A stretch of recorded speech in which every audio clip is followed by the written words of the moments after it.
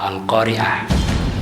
Itu Al-Qari'ah itu termasuk salah satu di antara nama-nama hari kiamat. Jadi namanya banyak sesuai dengan sifat-sifat yang terjadi padanya. Al-Qari'ah, apalagi Al-Qari'ah At-Tammah ya, apalagi As-Sa'ah juga ya, atau Yaumul Ba'ats, Yaumul Hasyr, Yaumul Hasrah gitu ya. Banyak sekali nama-nama hari kiamat. Di antaranya Al-Qari'ah. Gitu. Sesuatu yang menggemparkan ya.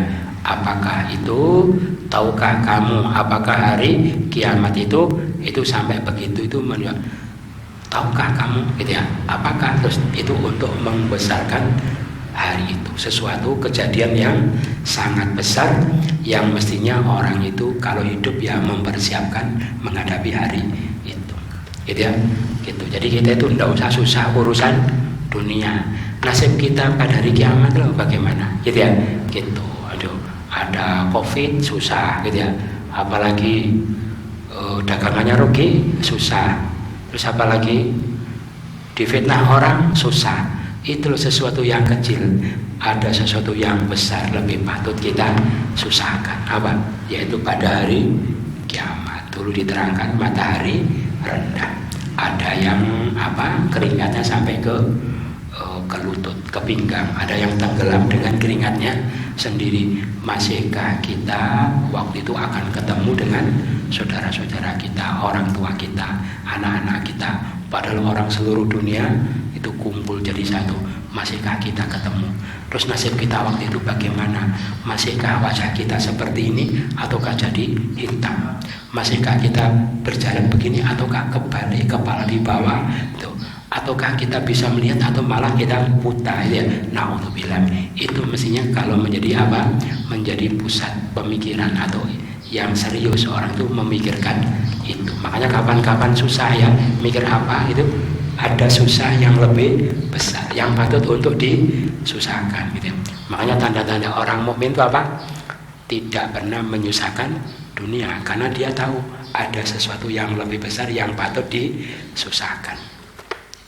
Pada hari, yaitu pada hari manusia menjadi seperti aneh-aneh yang ditebarkan. Jadi orang itu berhamburan, berlarian ke sana kemari.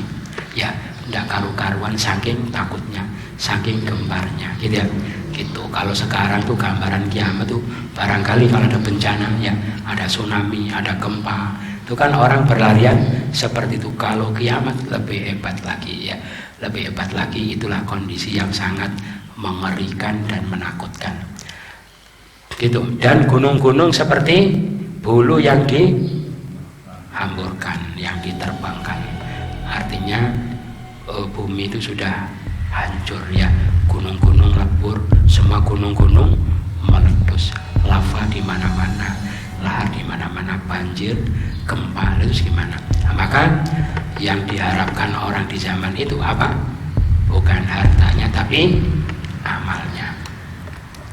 Maka barang siapa yang berat timbangannya, maka dia di dalam kehidupan yang memuaskan, yang puas. Berarti sekarang hidup itu untuk apa? Untuk mencari bekal yang banyak, yang berat, supaya nanti di sana hidupnya itu senang. Gitu. Jadi semua dikeruskan dengan pahala. Ya, uangnya jadi pahala, tenaganya jadi pahala, umurnya jadi pahala, waktunya pahala, kesempatannya pahala, nanti di sana pahalanya banyak ya. Begitu bebannya berat, cukup untuk beli surga, maka mereka dimasukkan oleh Allah ke dalam surga. Itulah dalam kehidupan yang memuaskan. Nah, terus amal yang berat itu apa? Yang berat yaitu yang ikhlas. Jadi ikhlas itu apa? Ketauhidan itu beratnya melebihi bumi ya, gitu.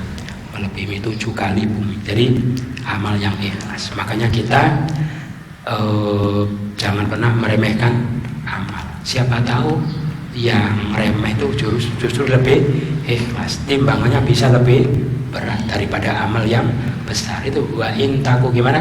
wa in takum mithqala dzarratin yudha'ifha wa yu'ti min ladunhu ajran 'azima. Kalau amal baik itu sebesar darah kecil, Allah lipat gandakan, diberikan kepadanya pahala yang besar gitu. Padahal dulu pernah amal apa?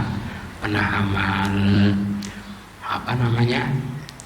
Cuma sedekah 1 butir kurma ya, pas orangnya kelaparan terus dia senang, cuma gitu. Tapi Allah catat menjadi amal yang besar. Cuma menyelamatkan semut ya di bak mandi ketika mau tenggelam gitu ya gitu. Kalau Imam Ghazali, beliau ada lalat menghisap apanya, tintanya dibiarkan, itu diriwayatkan dengan gitu. Beliau sebenarnya yang berat itu bukan amalnya, tapi apa?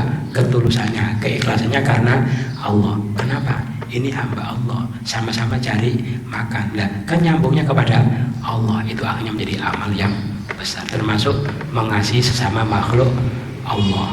Itu kata Allah, irhamu man fil ardi yarhamkum man fis sama. Kasihi semua yang di bumi, kamu akan dikasih yang di langit. Allah termasuk malaikat-malaikat mengasihi orang yang mengasihi sesama makhluk Allah. Nanti kalau timbangannya berat, dia berada dalam kehidupan yang memuaskan. Adapun orang yang ringan timbangannya, maka induknya adalah neraka hawiyah. Itu berarti kita itu beruntung di dunia itu kapan? Untung saya alhamdulillah gitu, untung. Bukan kalau dapat uang ya, atau dipuji orang apa. Kita untung kalau kita apa?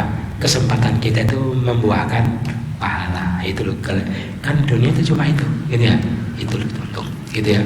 Jangan senang pas apa. Misalnya ketemu apa ya? Misalnya dihormati orang ya, senang apa enggak? Lah, dihormati itu dapat pahala apa enggak? Ya, itu bukan suatu keuntungan kan ya, bukan suatu keuntungan. Kenapa? Tapi kalau menghormati dapat, jadi lebih untung mana sebenarnya? Lebih untung yang menghormati dapat. Jadi keuntungan dunia itu kalau kita dapat pahala ya. Disodakai orang senang, jadi yang senang itu yang sodako. Disodakai dapat pahala ya enggak, yang disodakoi ya dapat kalau syukur alhamdulillah ya, dapat dari syukurnya, bukan dapat dari sodakohnya. Jadi kita untung di dunia kalau kesempatan kita itu membuahkan pahala. Itulah arti kehidupan ya. Arti hidup itu apa? Kalau apa yang dia lakukan pada kesempatannya di dunia itu membuahkan pahala, itu arti kehidupan. Karena kalau sudah mati tidak bisa nambah amal. Berarti kalau orang di dunia amal, tidak ada amal ya seperti sudah mati. Atau amal tidak ikhlas, tadi hatinya tidak benar gitu ya. Gitu kelihatannya bakti sama suami, padahal ya, padahal apa? Padahal takut ditinggal nikah lagi. Padahal apalagi ya, padahalnya tidak enak gitu ya gitu. Makanya tidak dilihat dari apa yang nampak pada zahir gitu ya. Makanya dan kita tidak tahu kita itu sudah ikhlas apa belum, tidak tahu ya gitu, tidak tahu. Jadi kita berdoa saja. Makanya kita kalau habis amal apa-apa doa apa? Rabbana taqabbal minna, dalam hati ya Allah terimalah amalku ini ya, kalau ada kurang-kurangnya ampuni gitu ya. Kita tidak tahu sudah ikhlas apa belum, tidak tahu ya. Semua orang tidak ada yang tahu itu ya. Seperti saya ngajar gini niatnya apa, bisa macam-macam. Apa sungguh-sungguh memang sengaja menyebarkan ilmu, mengajak kepada kebaikan ya, itu ridho Allah. Banyak sekali macam yang bisa menyelimuti di belum tahu, jadi tidak tahu ya. Amal kita yang tidak tahu nanti akan ditambahkan oleh Allah apa yang ada di dalam dada. Ada riwayat itu ya, ada 3 orang. Orang kaya tidak, wahai orang kaya, apa yang kamu lakukan dulu? Ya Allah, dulu harta saya habiskan. Pernah baca itu ya? Saya habiskan untuk perjuangan engkau gitu ya. Allah katakan kamu bohong gitu ya. Kamu bohong. Kamu lakukan itu supaya kamu jadi populer, supaya kamu dianggap dermawan gitu ya. Akhirnya dijungkir masuk neraka gitu ya. Ada orang mujahid mati di jalan Allah. Ya Allah, hidup saya habiskan untuk berjuang di jalanku sampai saya mati. Allah katakan kamu bohong. Kamu melakukan itu supaya dianggap sebagai pemberani. Ya, penyampai ilmu ya gitu. Saya menghabiskan hidup saya untuk menyebarkan ilmu karena Engkau ya Allah. Kalau katakan kamu, kamu itu melakukan itu supaya populer, supaya dianggap alim, dicungkir masuk, jadi kita itu tidak tahu. Ya, gitu. Makanya banyak istighfar yang banyak ya. Mudah-mudahan kalau ada kurang-kurangnya diampuni oleh Allah, gitu ya. Gitu. Kalau timbangannya ringan, di waktunya habis untuk mikir dunia sehingga tidak sempat kumpul-kumpul amal, di sana ketika ditimbang gimana? Ringan, gitu ya. Maka bagaimana? Maka fa ummuhu hawiyah, maka ibunya jadi menginduk jadi kepada neraka hawiyah. Makanya gimana? Berarti induknya itu bahkan tempat dia pulang, gitu ya, menginduk kepada neraka hawiyah. Makanya anaknya seakan-akan dia itu anaknya neraka hawiyah. Makanya kalau ada orang diajak berbuat baik malas, ya kajian itu malas, cari ilmu malas, sedekah malas, anaknya hawiyah, ya dia akan kembali ke neraka hawiyah kepada induknya, gitu ya. Gitu, disuruh sabar tidak mau, suruh bakti suami tidak mau, gitu ya. Berarti anaknya hawiyah. Na'udzubillah min dzalik, ya. Jadi menginduk kepada neraka. Dari kata hawa yahwi itu sebenarnya jatuh, ya.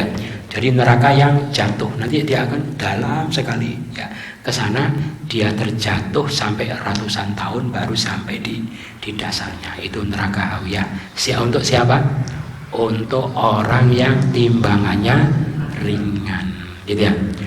Nah, kalau amal yang paling berat, amal dohir maksudnya ya, kalau ikhlas, berat timbangannya apa?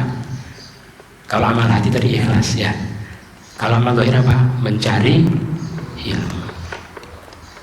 Tidak ada yang lebih besar daripada mencari ilmu. Makanya kalau orang ingin timbangan yang berat, ahli jamaah, banyak sodako atau apa, tapi tidak mau cari ilmu, gini. Katanya kamu ingin timbangan yang berat, ini loh timbangannya berat, sampai tidak mau. Berarti orang itu tidak percaya, gitu ya. Gitu, tidak ada amal yang lebih berat timbangannya daripada mencari ilmu. Apa? Satu riwayat bagaimana?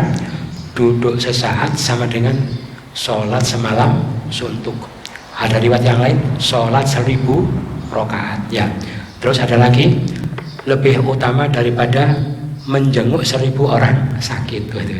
Apalagi menyolati 1000 jenazah. Padahal satu jenazah saja itu mendapatkan satu emas sebesar gunung Uhud, itu 1000 kali. Itu mencari ilmu, pahalanya luar biasa. Mencari, belum melangkahkan kakinya, ya. Belum apa lagi? Belum ketemu salaman, senyum-senyum, pahala, gitu ya. Buka buku, pahala. Terus satu huruf itu 10 kebaikan, ya. Quran berapa tadi dihitung, ya. Ini saja 10, 20, 30, 40, 50, 60, 70, 80, cuma satu ayat pendek sudah berapa? Lo gitu lo tidak mau belajar, terus gimana? Katanya ingin timbangan yang berat. Masalah keikhlasan kan bisa ditata, ya. Itu yang penting kita lakukan dulu sambil pelan-pelan menjaga keikhlasan. Nanti dicatat oleh Allah, cari ilmu yang ikhlas, maka timbangannya berat di sana, gitu ya. Fahum, biar dia tidak menginduk kepada neraka hawiyah. Terus, tahukah kamu apakah dia neraka hawiyah itu apa? Yaitu api yang sangat panas. Ini kita lihat ya, panasnya api neraka. Diceritakan apinya manusia ini, ya, naru bani Adam alladzi tuqiduna, yang kamu nyalakan itu juz'un min sab'ina juz'an min nari jahannam. Jadi api yang kita nyalakan ini berapa? 1/70, ya, 1/70 daripada panasnya api neraka jahanam. Padahal itu sudah cukup membakar rumah, mematikan orang, menghanguskan kulit. Itu 1/70 kalinya panasnya neraka jahanam. Yaitu mereka mengatakan, ya Rasulullah, ingkanat laka fiha, sungguh dia sudah cukup panas wahai Rasulullah. Beliau mengatakan inna futirat alaiha bitis'atin, masih ditambah lagi panasnya menjadi berapa? 79 bagian, masih dilipat gandakan lagi. Nanti api neraka itu diceritakan warnanya tidak merah ya, tapi hitam saking panasnya. Ini qala Rasulullah ya, ukida 'alan nar alfasana, artinya apa? Dinyalakan api neraka selama 1000 tahun, hatta marrot, sehingga menjadi memerah. Jadi tahapan pertama api itu panas memerah, summa ukida 'alaiha alfasana, terus dipanaskan lagi 1000 tahun, hatta bayaddot, kemudian menjadi putih ya. Jadi api dunia itu paling panas merah ya, merah, nanti dipanaskan lagi 1000 tahun menjadi putih, kemudian dipanaskan lagi 1000 tahun hatta swaddat, menjadi hitam ya, sehingga sauda muzlimah, di sana itu hitam pekat. Jadi dunia di neraka itu memang apinya menyala-nyala tapi tidak terang, tapi malah hitam pekat, gelap gulita. Jadi gelap dengan api, karena apinya api hitam, bukan api. Nah, itu loh, siapa? Untuk siapa? Untuk siapa? Untuk orang yang ringan timbangannya. Gitu. Makanya sekarang ini cari pemberat amal. Tidak apa-apa, susah, capek-capek sedikit, yang penting berbuah pahala. Longsor sedikit, tidak apa-apa, yang penting berbuah pahala, sabar sedikit. Kenapa? Orang yang timbangannya ringan, nasibnya seperti itu. Jadi kita itu beruntung di dunia kalau apa? Kalau bisa nambah pahala, gitu ya.